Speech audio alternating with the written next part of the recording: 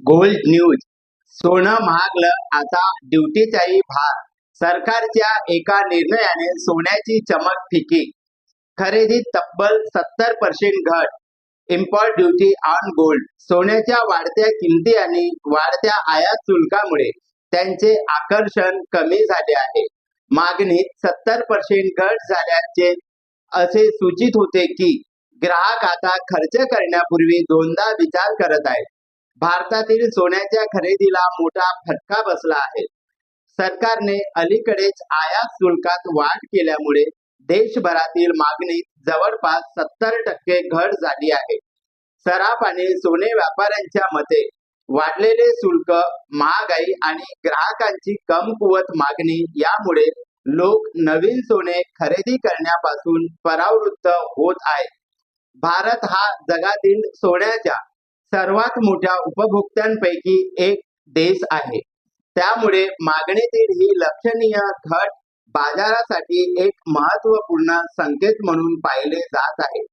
मे महिन्यात सरकारने सोन्यावरील आयात शुल्क 6% वरून 15% पर्यंत वाढवले.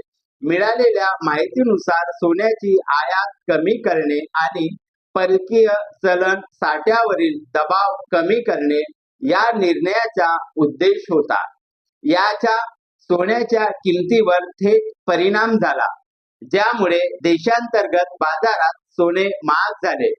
शुल्कवाढीमुळे सोन्यावरील एकूण कराचा बोजा लक्षणीयरीत्या वाढला आहे, ज्यामुळे खरेदीदाराची आवड कमी होत असल्याचे दिसते. उद्योग क्षेत्रातील आकडेवारीनुसार 27 मे रोजी संपलेल्या पंधरवड्यात देशातील सोन्याची मागणी गेल्या वर्षीच्या याच कालावधीत सुमारे 25 टनाच्या तुलनेत घटून सुमारे 7.5 टन झाली आहे. ही खरेदीतील एक लक्षणीय घट दर्शवते.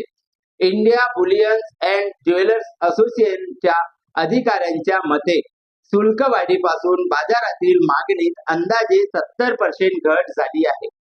माध्यमांच्या वृत्तानुसार सोन्याच्या मागणीतील घसरणीमागे वाढते आयात शुल्क हे एकमेव कारण नाही. पेट्रोल आणि डिझेलच्या वाढत्या किमती, अन्नधान्याची महागाई आणि घरगुती खर्चावरील वाढता ताण ही कारणेही लोकांना सोने खरेदी करण्यापासून परावृत्त करत आहे. जेव्हा कुटुंबाच्या उत्पन्नाचा मोठा भाग जीवनावश्यक खर्चावर खर्च होतो, तेव्हा लोक सोन्यासारख्या मोठ्या खरेदी पुढे ढकलतात. यामुळेच बाजारातील ग्राहकांची संख्या कमी होत आहे.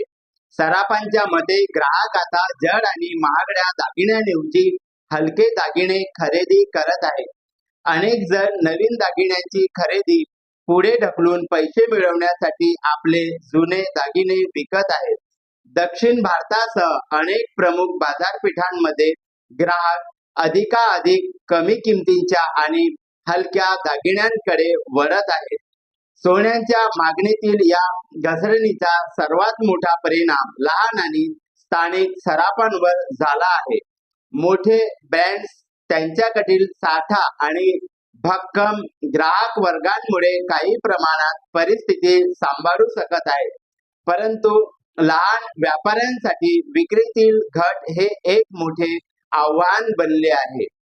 सराफा व्यापाऱ्यांचा असाही विश्वास आहे की कायदेशीर आणि बेकायदेशीर बाजारपेठांमधील दरांची तफावत वाढल्यामुळे वाढीव शुल्कांमुळे तस्करीचा धोकाही वाढू शकतो.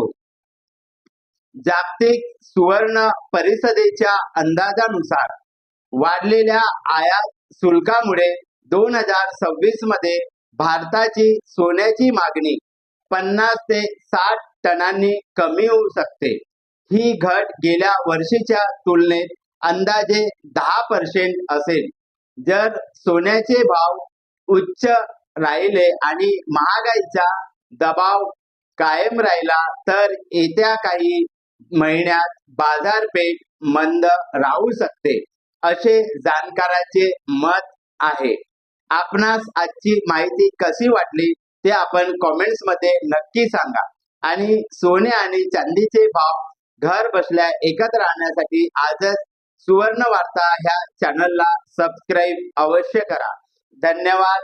जय नरहरी. नागपूरहून मी दिनेश शेवले, मुख्य संपादक.